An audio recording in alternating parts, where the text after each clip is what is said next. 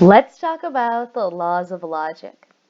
The laws of logic are very much based on conditional statements. Conditional statements are if-then statements. These if-then statements are made up of two parts. The first part that it's made of is the hypothesis. A hypothesis is the if part of the conditional. And it's also made up of the conclusion, which is the then part of the conditional. So for example, the hypothesis in this if-then statement, if an angle is 90 degrees, then the angle is a right angle. The hypothesis would be an angle is 90 degrees. The conclusion to this statement would be the angle is a right angle. So, a 90-degree angle is a right angle.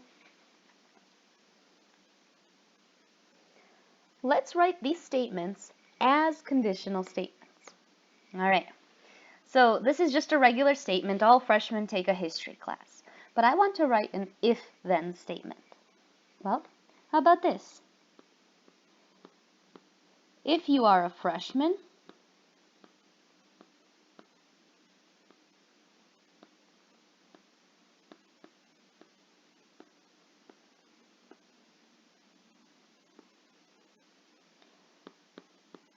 then you take a history class.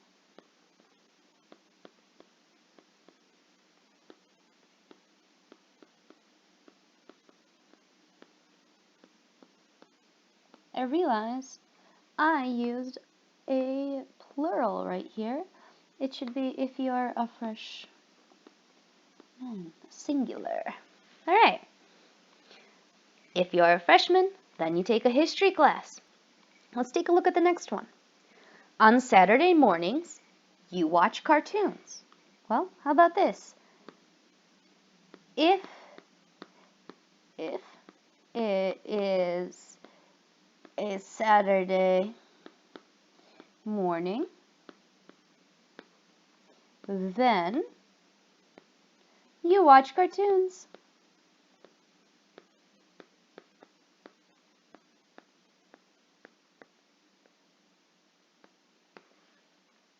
Okay.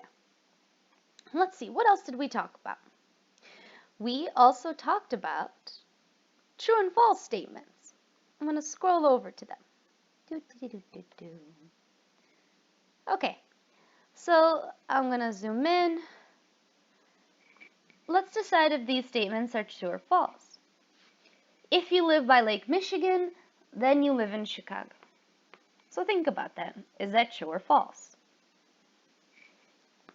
That's false, because you could be in Wisconsin and still live by Lake Michigan.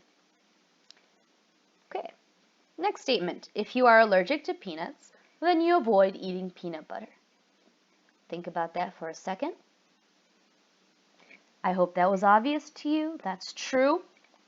If you are allergic to peanuts, you should definitely stay away from peanut butter. Okay. We also talked about two properties of logic. We talked about the transitive property and the reflexive property. Oh, that didn't turn out that pretty. I'm going to try that again with that pink highlighter on reflexive.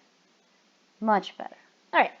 Our transitive property states that if A equals B and B equals C, then A will also equal C. And I made a sentence about this. How about that? If I have the same amount of students as Mr. C, and Mr. C has the same amount of students as Miss P, then I have the same amount of students as Miss P. And I'm going to organize it a little better so you can see it. If A, whoops.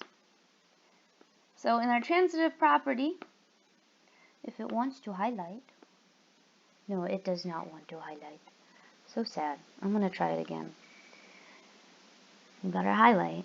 If A, okay. So in the transitive property, we have if A equals B, B equals C, then A equals C. I'm going to color code the B's as well, and the C's. Let's do that in the sentence that I wrote. If I have the same amount of students as Mr. C, so I have the same amount of students. Wow, that was ugly. We're going to erase that. That was very ugly.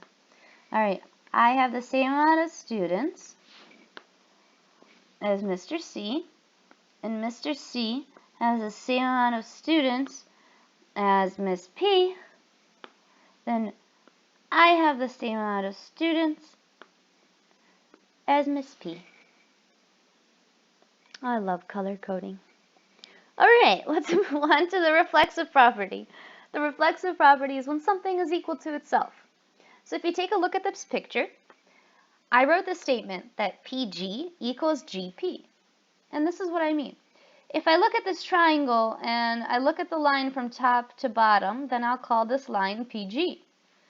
But if instead I'm looking at this line bottom to top, I'm going to call the line GP. Am I talking about the same line? Yes, I am. I just named it differently. And as you saw in geometry that we've been doing beforehand, the order of the letters is very important.